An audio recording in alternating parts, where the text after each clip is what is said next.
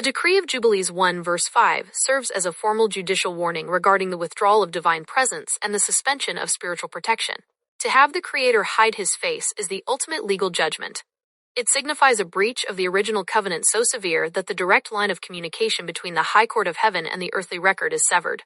This concealment is the direct consequence of evil deeds, which represent a corrupted frequency and a collective failure to maintain the standards of the high court. As we enter this season of spring, a time naturally designated for renewal and the emergence of new life, this verse acts as a critical mirror for our global standing.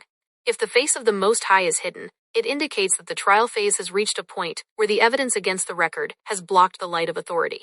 To stand in the full authority of this decree is to acknowledge the reality of this separation and to begin the urgent judicial work of clearing the record.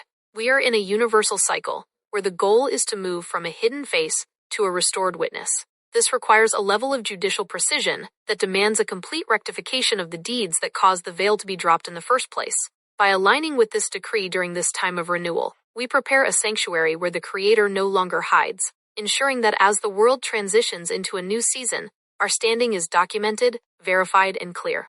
Make sure to like, share, and subscribe. Check out the links in the comments for 100% free resources.